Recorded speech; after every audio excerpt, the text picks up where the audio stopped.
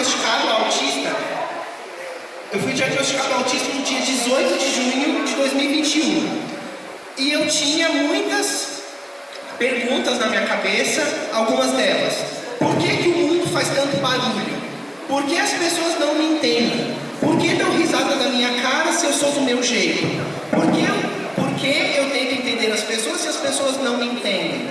Por que eu não gosto das coisas e isso me faz mal, isso me agride?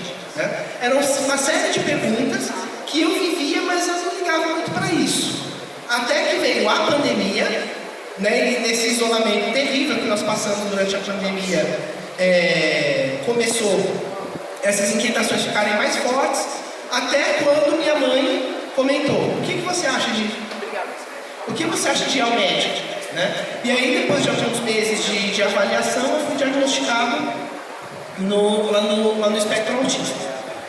Então eu vou fazer a leitura. Eu peço apenas um pouquinho de paciência, porque talvez eu gagueje, talvez eu me emocione, então eu vou precisar de um pouquinho mais de tempo.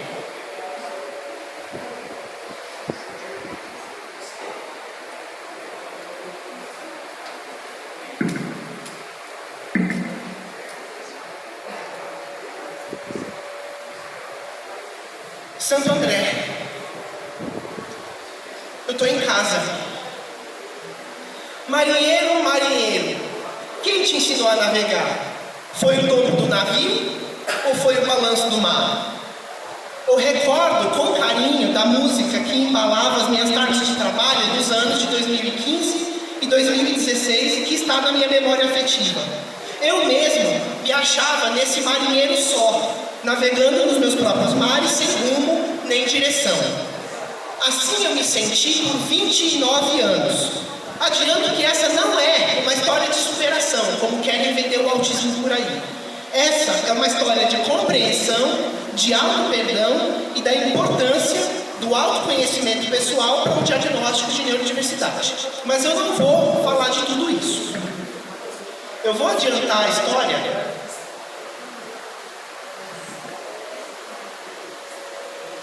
Eu vou adiantar a história para o ano de 2015, quando eu conheci o saudoso CRPD, o Centro de Referência da Pessoa com Deficiência, então localizado no número 32 da Rua do Café, numa agradável esquina com a Rua das Figueiras.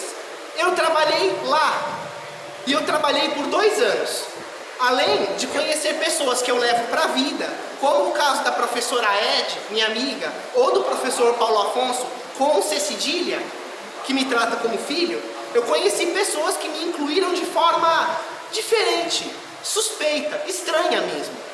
Eu achava estranho me sentir tão perto e, por que não, igual a eles. Eles, no caso, eram os membros do CRPD. Eu aprendi desde o primeiro dia. No CRPD não existiam deficientes, existia gente. E eu cito nomes.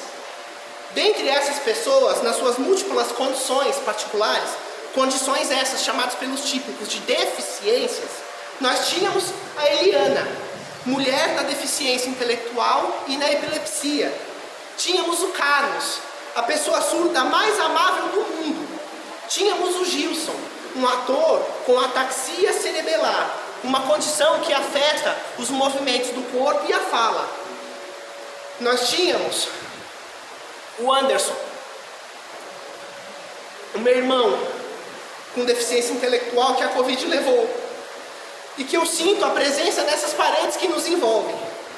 Tínhamos o Kiko, um farol de amor e de candura. Tínhamos a Dulcineia, uma amiga que não era capaz de levantar a voz para ninguém. Tínhamos o Rubens, uma pessoa com uma condição degenerativa progressiva, de baixa visão e de mobilidade reduzida, o que nos preocupava muito em relação à sua autonomia pessoal. Tínhamos o Gilberto, um homem idoso que se encontrou de verdade, não no centro de referência do idoso, mas no CRPD. E eu tinha a minha patota, claro. Tinha o Ismael, que me contou do seu diagnóstico na então síndrome de Asperger, o que me fez acender um sinal de alerta e olhar obsessivamente para um cordão colorido que ele usava.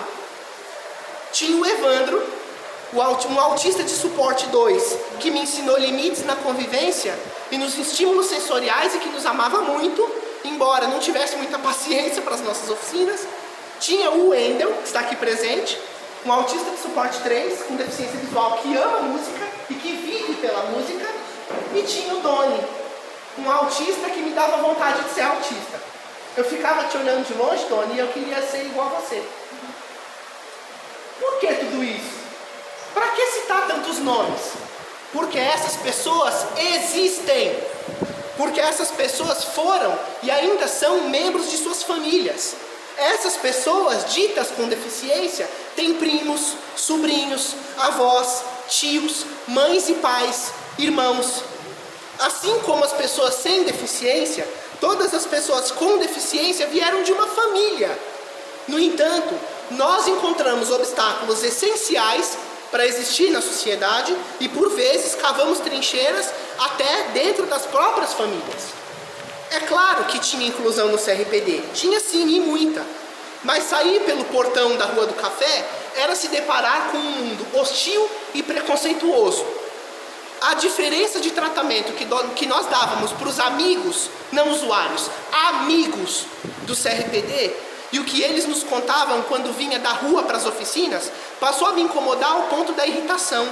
Eu percebi que sim, existe ódio e existe intolerância contra nós. Eu me via ignorado, maltratado, zombado e julgado naquelas pessoas. Eu sentia a dor dos meus amigos na carne.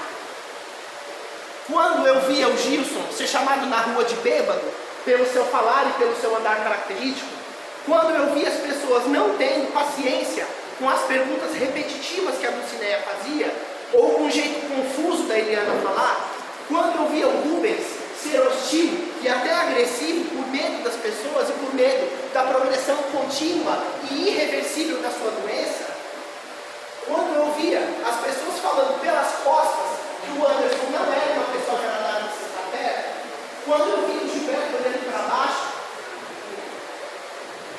quando eu via o Gilberto olhando para baixo, sentado rente à parede nas oficinas do CRISA, quando eu via o esforço do Carlos em se comunicar, mas não tinha ninguém com quem se comunicar em Libras, quando eu via os olhares de curiosidade e de tédio para as músicas do Wendel, ou ainda os olhares de medo pelas estereotipias vocais e pelo tamanho do Evandro, eu sentia dor física. Aquilo me incomodava a ponto de eu não dormir. E eu percebi que eu mesmo era alvo de preconceitos que me feriam. A impaciência das pessoas com a minha gagueira, ou com os meus comportamentos repetitivos e obsessivos, a dificuldade dos outros em lidar com o cérebro que não descansa, as risadinhas, as gracinhas e as ironias quando eu uso terno e gravata em situações que não pedem terno e gravata, os apelidos de metido e de pedante em relação ao meu desempenho intelectual e a zombaria ao apego próprio do autismo que eu tenho pelo meu avô Antônio e pelo meu tio Nelson. Esse deboche é particularmente cruel, pois insinua uma confusão perniciosa entre o carinho puro e segundas intenções. Eu não sou daqui.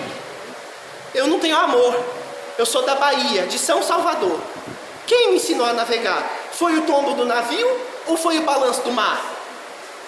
A resposta veio 5 anos depois. Foi o meu presente dos 30 anos. Eu sentia esse incômodo, essa dor, tanto assim, porque eu sou igualzinho a eles, aos meus amigos com deficiência. Eu fui diagnosticado no espectro autista de nível 1 de suporte, numa condição chamada savantismo, apelidada de SDAH, superdotação e altas habilidades. Meu médico diz que a minha condição autista, do jeito que acontece em mim, ocorre em 1 a cada 6.000 autistas. Mas eu discordo, tá errado. Eu me acho parecido mesmo com o Wendel, com o Evandro, com o Ismael, com o Anderson e, é claro, com o Doni. Eu sou gente, e gente igualzinha a eles. Tinha vezes em que a Magda, a mãe do Wendel, me olhava preocupada. Henrique, você tocou demais, você não se cansa? Descansa um pouquinho, para um pouco. Eu não entendia por que parar, não. Cantar com Wendel era uma viagem ao melhor da música popular, desde Bee Gees, que eu amo, passando por Demônios da Garoa, que eu amo também, até chegar em Mamonas Assassinas. Eu e o Wendel, nós passávamos 1, 2, 3 horas cantando sem parar, nem para tomar água. Nós estávamos curtindo o nosso hiperfoco. Mas e o meu expediente de trabalho? Lembrando que eu trabalhava lá. E o meu expediente de trabalho? Paulo Afonso, que trabalhava por 2. Né, Paulo? Lá vem, como ele vem faceiro, todo de branco com o seu bonezinho. Eu sabia que eu era diferente das pessoas, mas eu não sabia em quê. O diagnóstico foi certeiro. Você é um ser humano com um funcionamento cerebral diferente. Só isso. Eu garanto a vocês, depois do meu diagnóstico, de 8 livros que eu planejo escrever, consegui terminar 5. O primeiro que vocês têm hoje em mãos é esse aqui, ó. O Manual do Infinito. Esse não é o manual dos autistas, ou do autismo em geral, mas um manual de como o autismo acontece dentro de mim. Eu espero fortemente que as minhas reflexões conduzam a um olhar mais humanizado à questão da inclusão das pessoas com deficiência e a empatia com quem goza do nosso convívio. O tempo urge, mas eu preciso ser grato a algumas pessoas que me ajudaram muito e possibilitaram a construção desse livro. Na pessoa da Rosa Zuccherato, eu agradeço a editora Nova Alexandria por me tratar de forma inclusiva e profissional. Eu agradeço a doutora Cláudia Costin, que muito gentilmente fez o prefácio do livro, e o doutor José Luiz Goldfarb por fazer uma apresentação que ainda me emociona. Eu agradeço a Associação dos Aposentados e Pensionistas, na pessoa do presidente Isaías, por acreditar em meu potencial e me acolher nestes quase 5 anos de caminhada. Evander também lá atrás, Carla. Agradeço a cada diretor, a cada pessoa que trabalha, a cada colega de trabalho, seja aqui ou na sede. Eu agradeço os alunos que passaram e que passam, Zé lá atrás, o Armando aqui na frente, que passam por mim nesses anos de estudo de música aqui no clube. Cada um deles me ensina a ser uma pessoa melhor. Eu agradeço o Paulo Afonso, que está aqui presente, e a Lígia também, que nunca duvidaram de mim. Eles me capacitaram profissionalmente, me ensinaram a não ter medo e a acreditar que eu também tenho voz e vez. Só não me ensinaram a falar em telefone fixo, porque eu nunca gostei de telefone e eu sempre corria daquele aparelho horroroso que chique, que faz barulho. Mas isso é pouco perto do que eu aprendi com você. Eu agradeço a Ed, minha amiga que é Raul Seixista. Depois de cada aula, a Ed chegava perto de mim e mostrava porque todo aquele cansaço valia a pena. Os seus olhos brilhavam de encanto e de emoção. Ela faz parte da minha história e não precisa de tanta foto para aprovar. Eu agradeço também a doutora Nancy. Ela me deu a mão em momentos em que eu pensei estar abandonado. Quando eu morava sozinho em Santo André e tinha crise, sabe o que eu fazia? Eu pegava o telefone, avisava a Nancy e vinha me recuperar aqui no clube. Vocês não sabem quantas vezes eu fiz isso. A Nancy sabe. Eu serei eternamente devedor em gratidão à importância da Nancy em minha vida. E eu agradeço também a Silvia, a Magda, a Tati e tantas pessoas que são mães, pais, familiares ou responsáveis e professores de pessoas autistas aqui presentes. Nas pessoas da minha mãe, Maria de Socorro, e do Claudemir, meu pai, eu agradeço pelo empenho incansável de vocês em nos dar qualidade de vida, mesmo que para isso vocês tenham que sacrificar a qualidade de vida de vocês. Eu ainda faço menção às pessoas autistas presentes nesse lançamento. Eles são as verdadeiras estrelas da tarde, o Wendel e o Doni. E, acima de tudo, né, de todas as pessoas já citadas e outras que não foram citadas aqui, eu vou pedir para vocês se eu vou oferecer uma salva de palmas.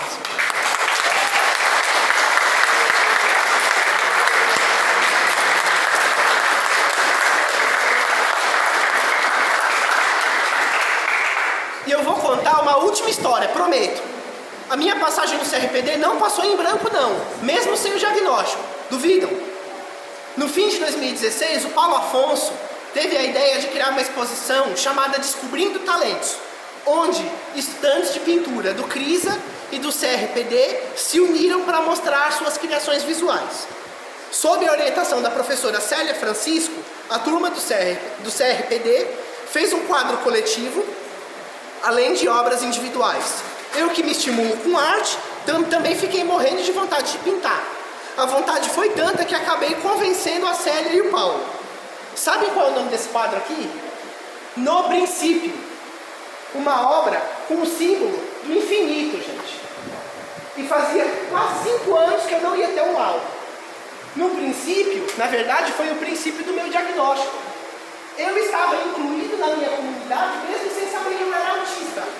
E é por isso que eu guardo essa medalha aqui. Você lembra, Paulo?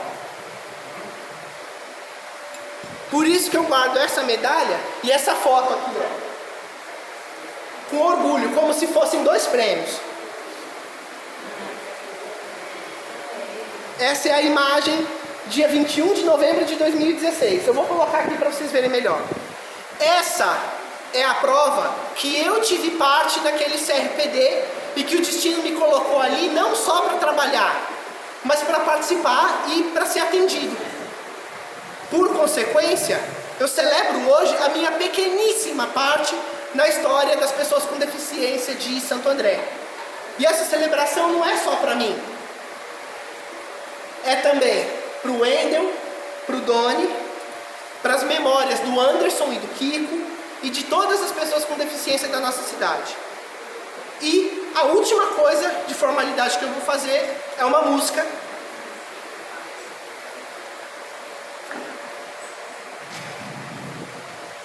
que eu ofereço para vocês com muito carinho.